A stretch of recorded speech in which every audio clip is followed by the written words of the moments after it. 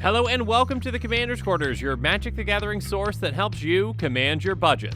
This show and episodes like this one are possible thanks to viewers like you. If you're looking for an easy way to help support this show, make sure that you like, share, and subscribe. Also, hit that bell notification icon so you don't miss any new episodes. You can also go check out our playmats and other merchandise at thecommandersquarters.com. We also have a ton of brand new t-shirt designs in stock, so make sure you check out those as well.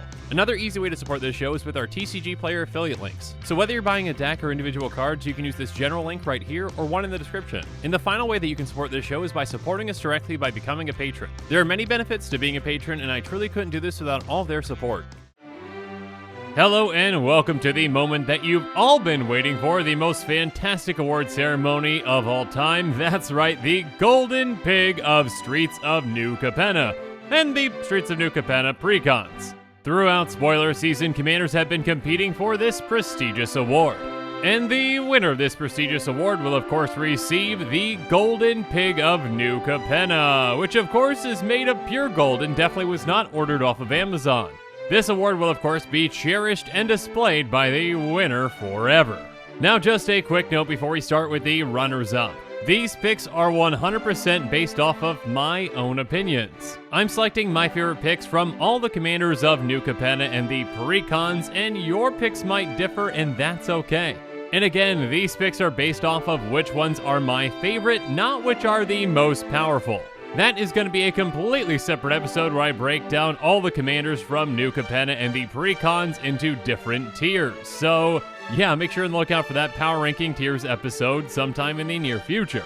But now, of course, with all that said, let's jump into the Golden Pig Awards.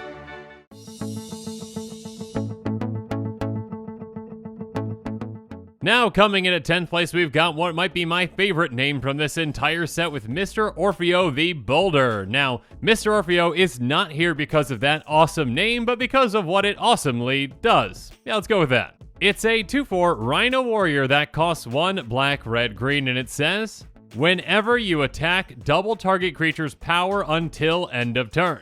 Now, this might be an incredibly simple, but very spicy commander, and one that, well, I personally am very excited to build around. Now, keep in mind, Mr. Orfeo itself might not have a lot of power, but that's okay, and also, with this attack trigger, it doesn't require Mr. Orfeo to actually attack. It's just a, hey, whenever you attack with one of your creatures, so attack with one of your creatures and double up something massive. And yeah, of course, focusing on combat and different kinds of interactions with that can definitely play into this kind of a commander, but I want to build a fling deck where I just chuck massive creatures at other players and basically one-shot them.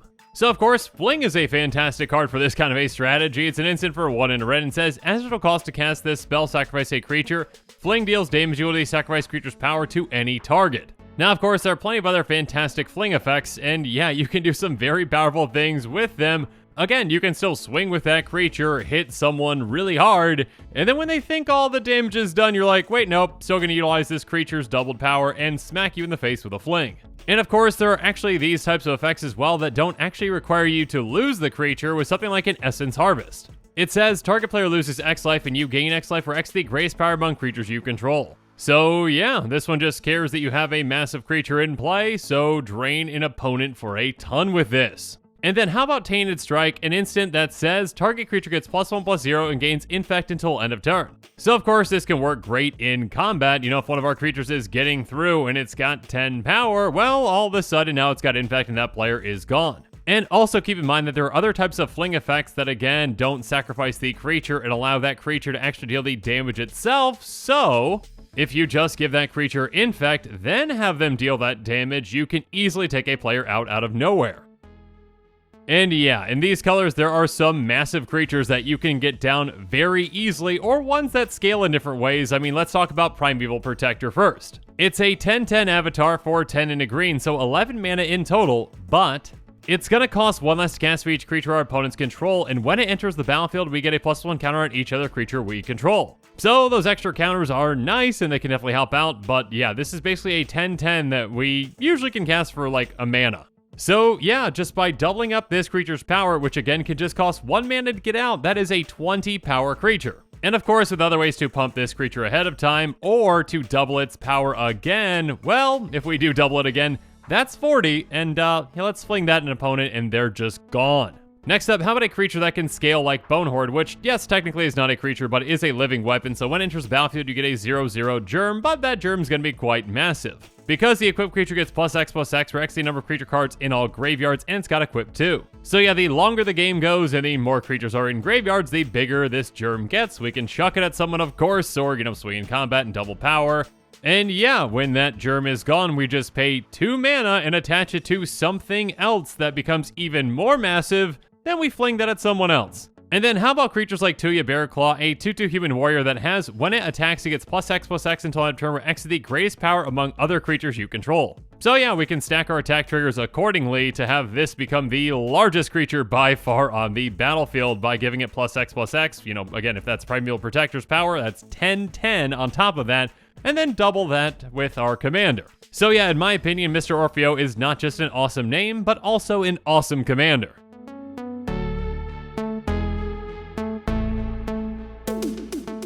And speaking of awesome commanders, let's move on to number 9 with Vazi, Keen Negotiator. Vazi is a 3/3 human advisor with haste that costs 2 black, red, green, so yet another Jund commander on this list. Vazi has tap, target opponent creates X treasure tokens, where X is the number of treasure tokens you created this turn. And whenever an opponent casts a spell or activates an ability, if mana from a treasure was spent to cast it or activate it, put a +1 counter on target creature, then draw a card. So Vazi is a very interesting kind of commander, and one that we really haven't seen before, especially in Jund. Treasures are a very valuable resource, and yeah, the more and more treasures you make, the more and more temporary mana you have access to, but also with this commander, the more treasures you can give out to an opponent. So this commander can kind of be a political commander in some ways, where you're wheeling and dealing with your opponents. You might throw it out there and say, okay, I made 6 treasures this turn, I'm gonna tap my commander. What one of you 3 opponents wants to make me the best deal? Now, you gotta be careful when you do this because, yeah, giving someone 6 mana is a lot, but there are some powerful things that you can do with those kinds of deals. And yeah, if you can make a deal where you say, hey, okay, I'll give you these treasures, but you need to use them each individually on a separate spell or ability, then you get a ton of value out of that one interaction. Because again, every single time they utilize one of those treasures, you get a counter on a creature and you draw a card. But yeah, a very unique commander, and there are some really spicy things you can do with it. Now, one card that I definitely want to mention that I believe was around $1 or so when this commander was actually spoiled, and I highlighted this one, was Viridian Revel. And yeah, this card I think is now like a $6 card because of this commander. And actually, I think Eddie was the first one to point this one out, so thank you, Eddie. But also, blame Eddie for the price spike, even though it's not Eddie's fault. Anyways, Viridian Revel is an enchantment that costs 1 green. It says, whenever an artifact is put in an opponent's graveyard from the battlefield, you may draw a card. Now, there have been questions in other episodes on this, and yes, technically, tokens do hit your graveyard, so that does count. So, even though they don't stay in your graveyard, you do get that trigger. So, yes, if your opponents utilize any treasures, including the ones that you're dishing out, you are drawing a card for each and every one. So yeah, there's a reason this card went from $1 to $6 very quickly. And then Fangor Marauder is a 5/5 beast that says whenever an artifact is put into a graveyard from the battlefield, you may gain 5 life. So this is absolutely absurd with this commander. Every single treasure that gets sacrificed, including your own, is going to gain you 5 life. So again, in that previous example where you made 6 treasures and gave out 6 treasures, when those are used in total, you have gained, what, 60 life? And speaking of life, on the other end, you can also drain your opponents whenever treasures are sacrificed with Disciple the Vault. It says whenever an artifact is put into a graveyard from the battlefield, you may have target opponent lose 1 life. So of course, this can be part of your deal making where you're like, okay, hey, I'll give you these treasures, but you gotta use them really quickly because I want to drain that other opponent out quick. And next up, you can also kind of force the issue with your opponents and make them make some decisions they might not want to make by utilizing something like Ancient Runes. It's an enchantment that says during each player's upkeep, Ancient Runes deals 1 damage to that player for each artifact they control. So of course you can have some of those negative effects that actually punish your opponents whenever their artifacts are put in their graveyard, and yes, when they don't utilize them, those artifacts are going to stick around, and then they get punished for that with something like Ancient Runes. So you can make their decisions very tough for them, and of course you can give them even more treasures with something like Sereth the Viper's Fang. Sereth has other tapped creatures you control of Death Touch, and more importantly, other untapped creatures you control of Hexproof, and then by paying 1 and tapping it, you untap another target creature or land you control. So first up, this can protect our commander when it's untapped, which is fantastic, and secondly, yeah, for just 1 mana, let's untap our commander and give someone even more treasures, or another opponent treasures. So again, just dish out all of this value, and again, wheel and deal, and again, punish your opponents for making certain decisions. Regardless, of course, you can also include some treasure synergies in this deck like Zorn. It says if you'd create 1 or more treasure tokens, instead create those tokens plus initial treasure token. And of course, in this deck, more treasures, well at least for you, is never a bad thing. So yeah, Vazzy I think can be built in a very interesting way, and yeah, I'm excited to see what players do with it.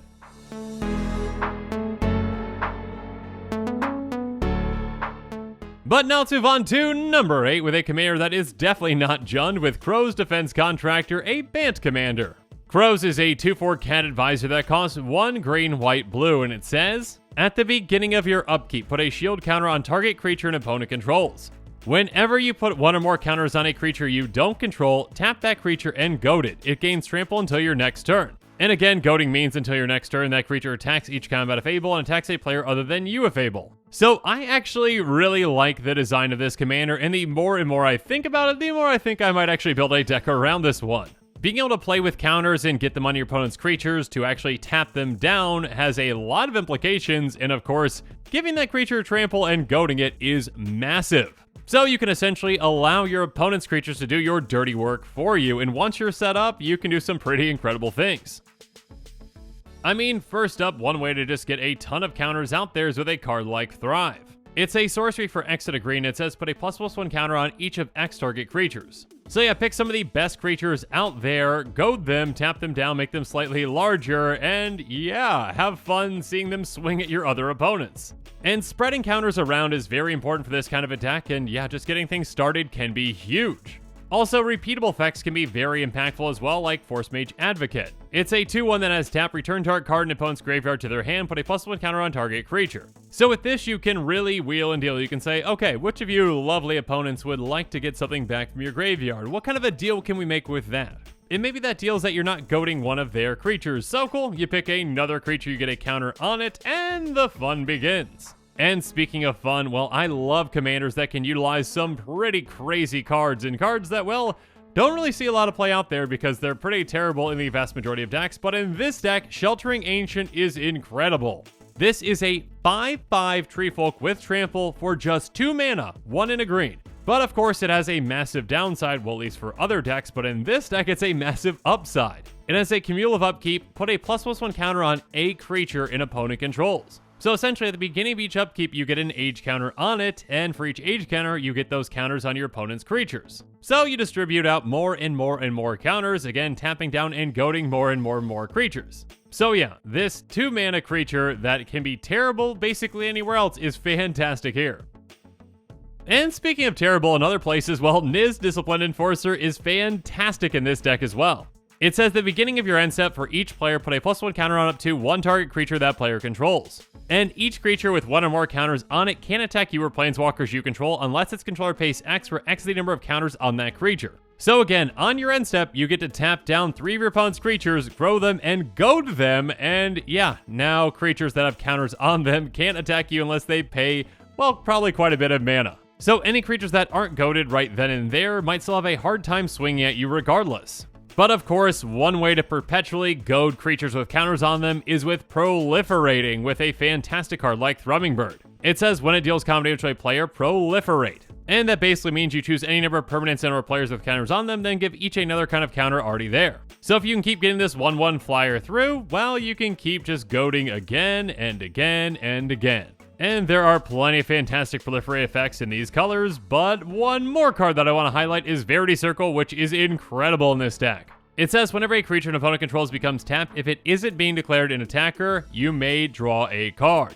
Again, this commander is fantastic at tapping down a ton of creatures once you're set up properly, and when you do now, you get to draw a card for every single one of those creatures you're tapping down. So yeah, I think Crows can have a very spicy build and again can utilize a lot of off-the-wall cards, and I'm excited to build around it.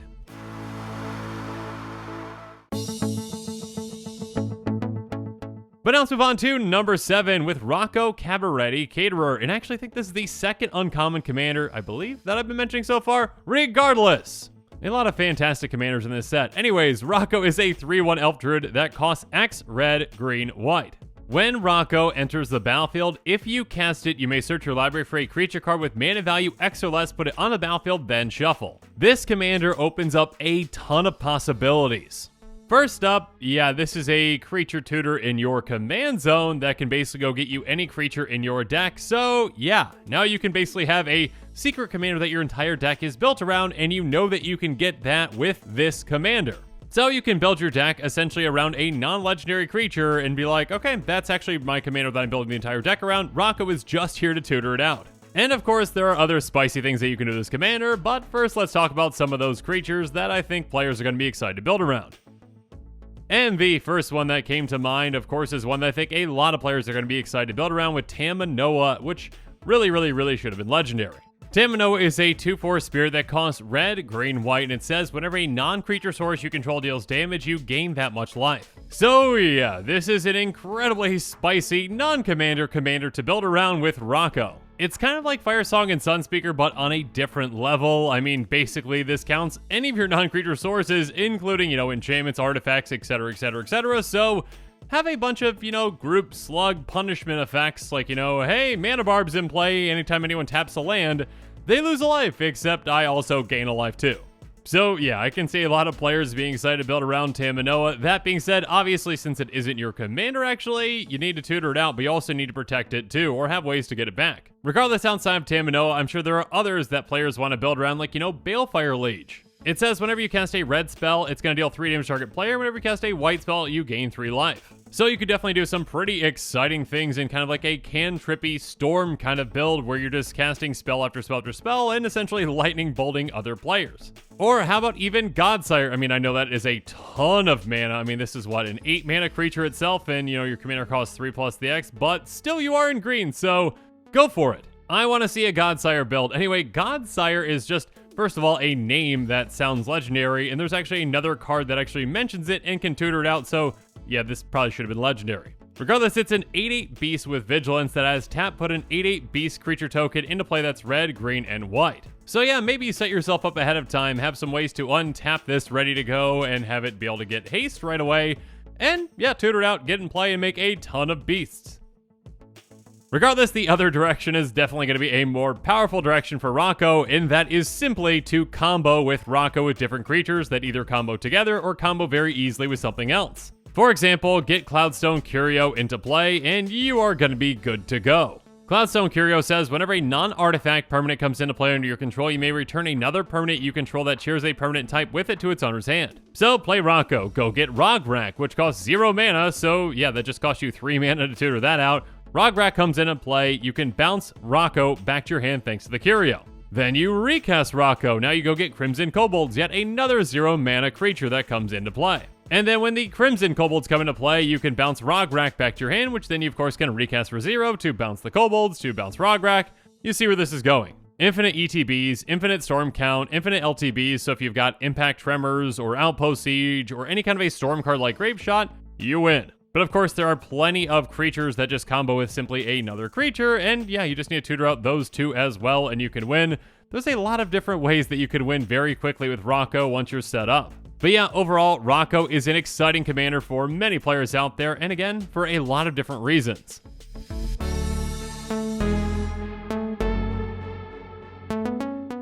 And speaking of exciting, let's move on to number 6 with Benny Brax Zoologist. Benny Brax is a 3/2 Elf Druid that costs 3 in a white, and it has Convoke. So again, Convoke means that your creatures can help cast a spell. Each creature you tap while casting a spell pays for 1 mana of that creature's color. It says at the beginning of each end step, if you created a token this turn, draw a card. Now, Wizards typically puts a ton of restrictions and limitations on card draw in mono white, but not this time.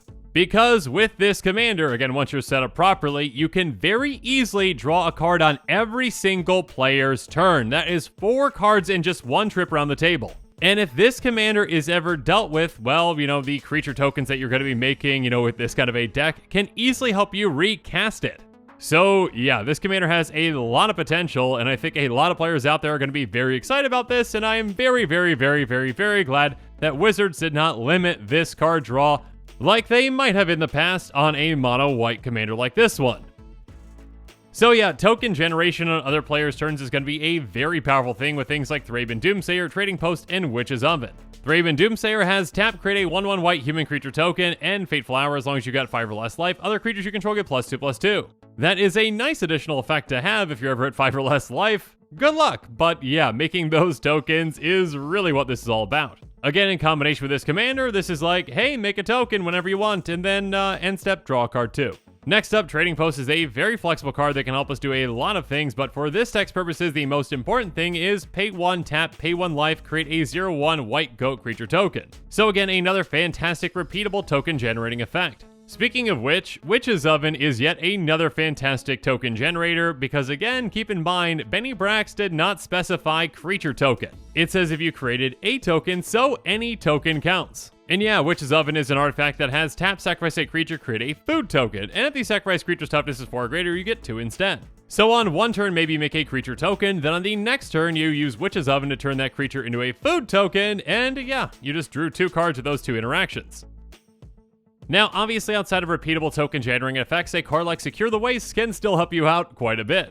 It's an instant for X and a white, and it says put X/1/1 white warrior creature tokens onto the battlefield. So yeah, obviously making a ton of tokens can be very impactful, and again, because this is an instant, you can do this on anyone's turn, and again, you can utilize that card draw further with your commander. So make sure you're keeping in mind instant speed token generating spells. And yeah, Rootborn Defenses is an incredible one in this deck. It's an instant that says populate, creatures you control gain indestructible until end of turn. So this can protect not only your commander, but your entire team, and on top of that, it can make you another token, as long as you've got a creature token in play, and it can draw you a card because of that. And of course, yeah, in this kind of a strategy, you probably want to pump your creatures and win, so yeah, utilize something like Athar's Crusade if you got the budget for it. Whenever a creature enters battlefield on your control, put a +1 counter on each creature you control. So again, if you've got those creature token generators going every single turn, you make your creatures bigger and bigger and bigger as you draw more and more cards. But yeah, I am really excited about Benny Brax, and I'm sure a lot of other players out there are as well.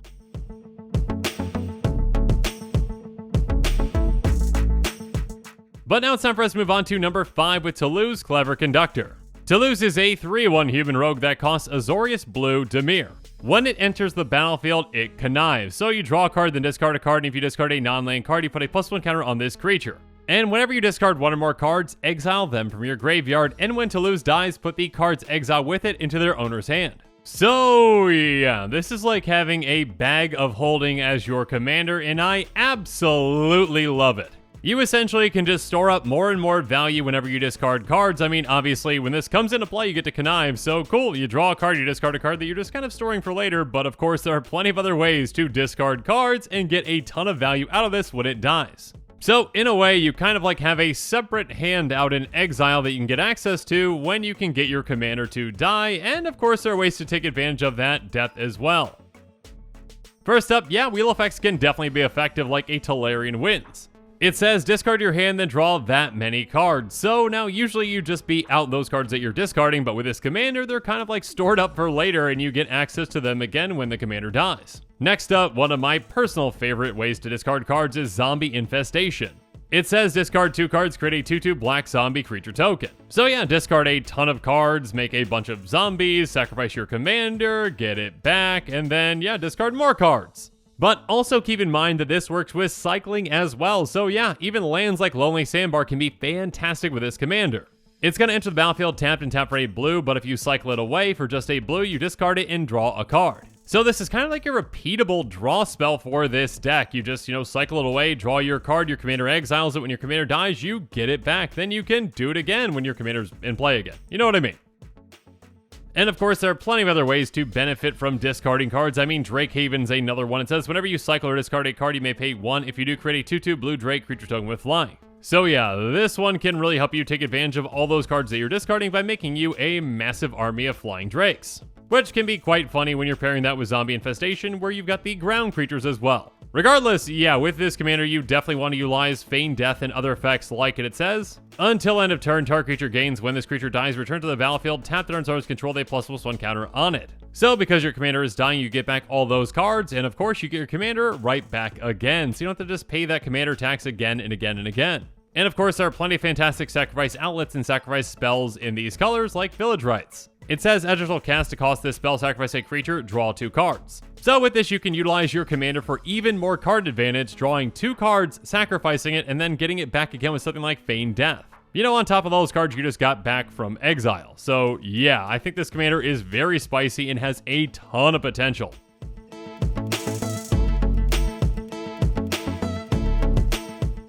And speaking of potential, let's move on to number 4 with Henzi Toolbox Torre. Henzi is a 3/3 devil rogue that costs black, red, green. It says each spell you cast with mana value 4 or greater has Blitz. The Blitz cost is equal to its mana cost. And Blitz is a new mechanic that says you may choose to cast a spell for its Blitz cost. If you do, it gains haste, and when this creature dies, draw a card, sacrifice it at the beginning of the next end step. On top of that Blitz cost, you pay cost 1 less for each time you've cast your commander from the command zone this game. So the more times you cast your commander, the cheaper it is to blitz out your creatures for some immediate value. Again, giving those creatures haste and giving you a card when they die. And yeah, once you get that cast count for your commander up higher and higher, the more and more broken things that you can do with this commander, the more and more exciting plays that you can make. So like our previous commander, sacrifice outlets can also be a big part of this deck. Again, like a Thermopod is incredible in this deck. It says sacrifice a creature, add red to your mana pool. So first up, it's important that we can sacrifice our commander to ensure that we can keep getting it back from the command zone and recasting it from there to get that cast up and up and up. Because again, the more we cast our commander, the more our blitz costs are reduced. And with blitzing creatures again, by being able to sacrifice them right away, and again for value like with Thermopod, we get that value right then and there by drawing that card.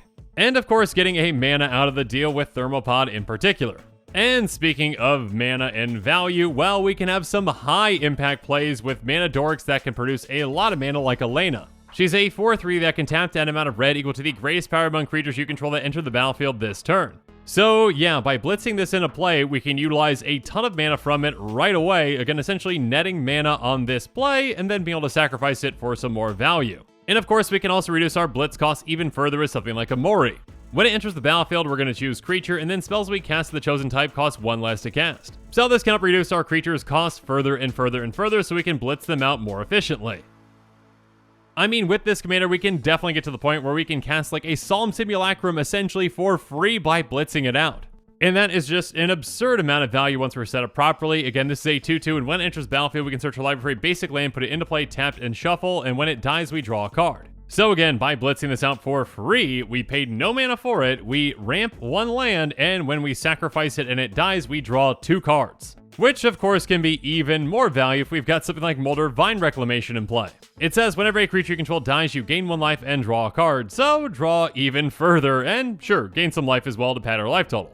And of course, this all can get even more absurd when we've got someone like Garna the Bloodflame in our hand. Garna is a 3/3 of flash that says, when it enters the battlefield, return to your hand all creature cards in your graveyard that were put there from anywhere this turn. Other creatures you control have haste. So again, we blitz out all these creatures, we sacrifice them and utilize their abilities for a ton of value, and then we get them all back with Garna. And actually, a little fun fact about Garna is that you can actually utilize a sacrifice outlet like Thermopod to sacrifice it while its trigger is still in the stack, so Garna can actually get itself back.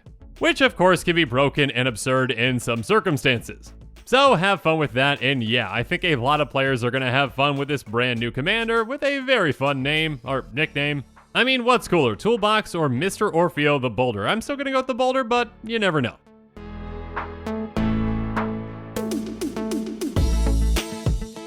But now we're moving into our top 3 with number 3 with Tivit, Seller of Secrets. Tivit is a 6/6 Sphinx rogue that has flying in ward 3, and it costs 3 white, blue, black. It has Council's Dilemma, which I never thought we'd see on a commander, but now we do have it, and it says whenever Tivit enters the battlefield or deals combat damage to a player, starting with you, each player votes for evidence or bribery. For each evidence vote, investigate. For each bribery vote, create a treasure token, and while voting, you may vote an additional time. This is a very powerful ETB that, again, assuming that we've got 3 opponents at the table, is always going to give us 5 tokens. Or, sorry, I should say ETB/attack trigger, but ETB is probably a little more abusable. Still, both can be very effective. Regardless, at the very least, most of the time we're probably going to be getting 2 treasures, which we pick because we pick twice, and 3 clues. But whatever combination we end up getting can be helpful, and there are ways, of course, to use and abuse this a lot.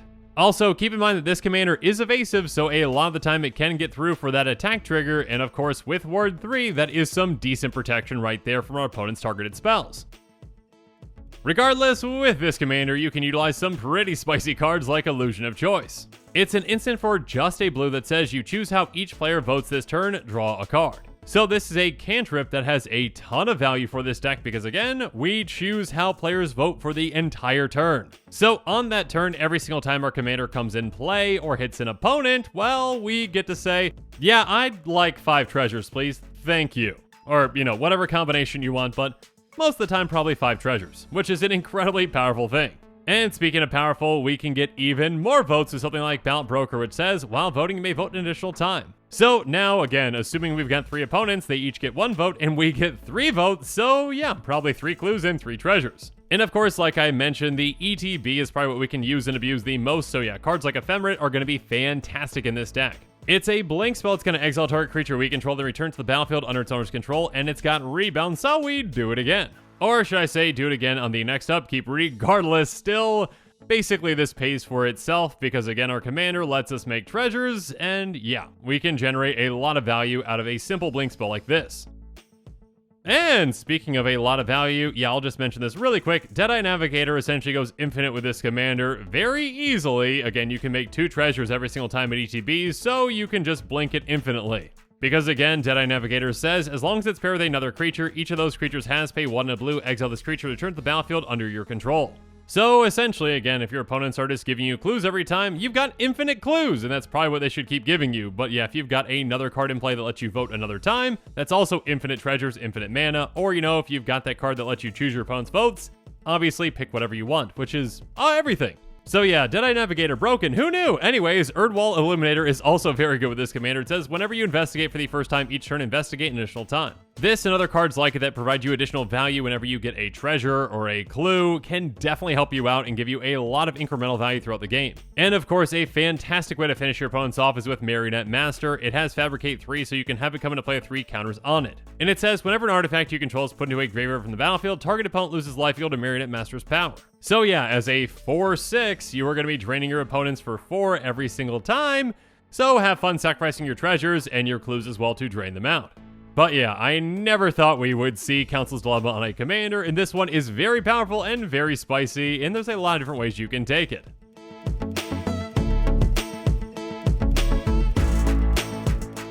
But now, coming in at number 2, we've got the Beamtown Bullies, and this is a very spicy commander. It is a 4/4 Ogre Devil Warrior because that's a thing with Vigilance and Haste that costs 1 black, red, green.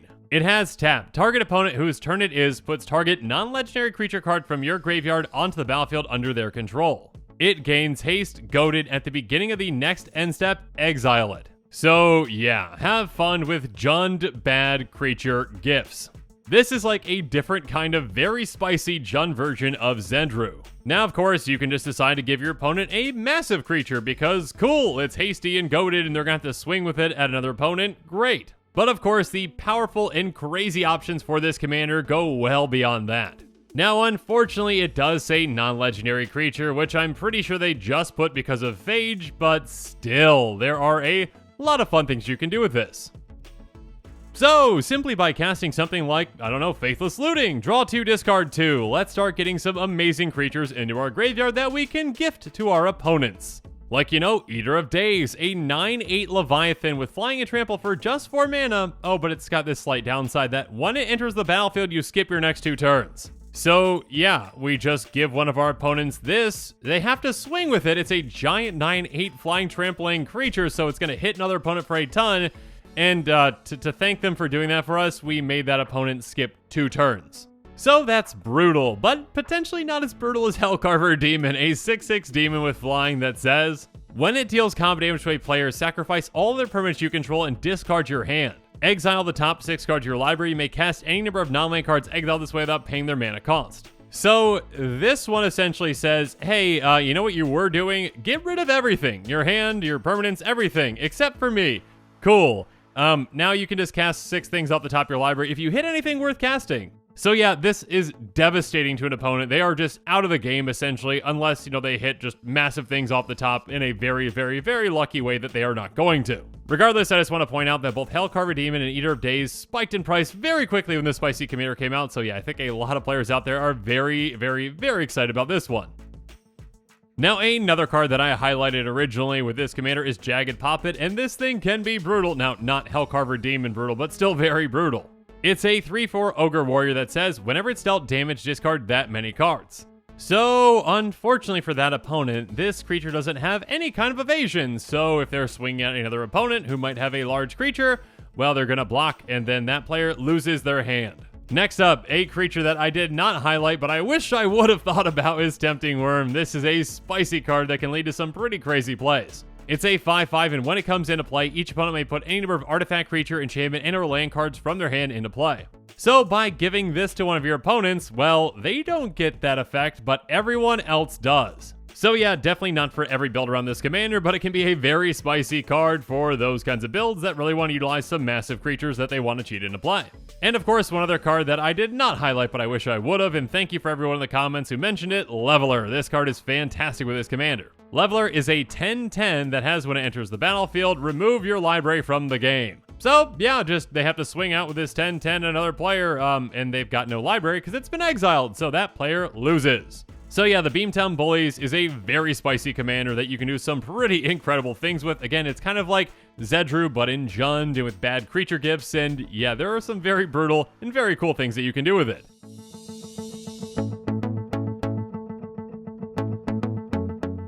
But of course, it is not quite the best commander from this set in my opinion, and again, by best I do mean favorite. My favorite commander for this set, of course, is the Golden Pig of Streets of New Capenna, and that spot is reserved for Lagrella the Magpie. Lagrella the Magpie is a 2/3 human soldier that costs green, white, blue. When it enters the battlefield, exile any number of other target creatures controlled by different players until Lagrella leaves the battlefield. When an exiled card enters the battlefield under your control this way, put 2/++1 counters on it. Now, this is written in a pretty weird way, in my opinion, but basically, hey, when this comes into play, for each player, you get to exile up to one target creature until this leaves play. And if your creature comes back, it comes back with 2 counters on it. Cool? Now, Lagrella might not seem like much to many commander players out there, but to me, this commander is perfect. The perfect commander for a deck that I have been wanting to perfect for such a long time. Because Lagrella the Magpie is the ultimate hunter tribal commander. Now, what exactly do I mean by that? Well, the deck is built around Fiend Hunter and other creatures that have a similar effect. So, yeah, got the name Fiend Hunter because this is one of the original ones, and yeah, that's just the name I chose, okay? Anyways, when it enters the battlefield, you may exile another target creature. And of course, when Fiend Hunter leaves the battlefield, return the exile card to the battlefield under its owner's control. Now, typically with Fiend Hunter, you would exile an opponent's creature to get it off the battlefield, and cool, yeah, okay, it's held in exile until this goes away. But with this deck, what you really want to do is with multiple hunters, again like our commander, get into a loop. So, by having one hunter in play already, and then another come into play and exile that hunter, cool, that hunter's in exile now. Then you play the third and final hunter, which is of course your commander, and you exile the hunter that is in play, exiling another one. So then that hunter exiles, and the hunter that was in exile comes back into play, and that says, hey, let's exile your commander, which then says, oh no, that other creature that was exiled is coming back. Essentially, if you're following what I'm saying, you just get into a loop where your creatures are exiling each other again and again and again, as many times as you want. And of course, while this is happening, if, with your commander's trigger, you want to exile your opponent's creatures as well, cool, you can do that as well. So essentially, with these kind of loops, you are getting infinite ETBs and LTBs, and we'll talk about ways to take advantage of those. First, of course, outside of hunters like Fiend Hunter, well, another kind of hunter is just clones. Mirror Image is a fantastic clone. It can enter the battlefield as a copy of any creature we control, so it can enter the battlefield as a copy of Fiend Hunter. And then another super powered Fiend Hunter in this deck, though, is Lumbering Battlement. It says, when it enters the battlefield, exile any number of other non-token creatures you control until it leaves the battlefield. So if you've got any other creatures that have some ETBs or LTBs, you can take advantage of those infinitely. Again, once you get this hunter loop going. So maybe you cast a card like Beck, not the artist, but this card Beck. Anyways, whenever a creature enters the battlefield this turn, you may draw a card. So cool, cast this, then get your Fiend Hunter loop going, and you can draw as many cards as you want. Keep in mind, it does say May, and there are other cards that are somewhat similar that don't say May, so make sure you do keep that in mind. So essentially, draw basically your entire deck or whatever you want to draw, and yeah, there are plenty of ways to win from there. Or, just have Radiant Solar in play, which says whenever it or another non-token creature enters the battlefield of your control, venture into the dungeon. And I'm not going to take you through all the dungeons right now, but basically, yeah, if you've got infinite triggers on this, you basically can just win the game. But my favorite way to win with this commander has got to be with Theoretical Duplication, which is an incredibly spicy card with this deck. It says, whenever a non-token creature enters the battlefield under an opponent's control this turn, create a token that's a copy of that creature. So if we can infinitely loop our Fiend Hunters, and one of those is our commander, who again can exile opponent's creatures and bring them back, we get infinite copies of all of our opponent's creatures thanks to this. And of course, with this whole loop, we can start it on an opponent's turn if we utilize something like a blink spell if we're already set up. So yeah, just blink your commander, get this started, and then Theoretical Duplication before your turn, just to surprise, hey opponents, you recognize your creatures, well I've got an infinite number of every single one of them. And actually, an even spicier play though, might be to take your opponents out with their own creatures in a different way. For example, if they've got, a creature that comes into play and draws them cards, maybe like a Cloud Blazer, or maybe like a Baleful Strix, you can blink that infinitely and force them to draw out and lose. So yeah, I have been waiting for this commander for such a long time. And yeah, again, because of that, Lagrella, you are the perfect commander for me, and you are the perfect commander for the Golden Pig Award of Streets of New Capenna, so enjoy your trophy. And yeah, try not to rub your victory in the trophy into the other commanders' faces too much, because there are other great commanders out there, and, outside of the ones I mentioned in this episode, there are a ton of great commanders in this set. And actually, speaking of all those commanders, well, again, like I mentioned earlier, make sure you're on the lookout for my tier rankings for the most powerful commanders of New Capenna. And again, the New Capenna precons. And actually, I should mention the thumbnail is going to look very similar to this, but of course, instead of just, basic lands, which I think is what I included in these, which are fantastic art for those lands, commander pictures are going to be in there, but I didn't want to give anything away. But yeah, on this episode, I'm going to be ranking all the commanders from this set and the precons, down from the D tier, the lowest tier, the worst commanders of the set, all the way up to the S tier with the most powerful commanders from the set. So again, make sure and look out for that. And of course, as always, thanks again and have a good one.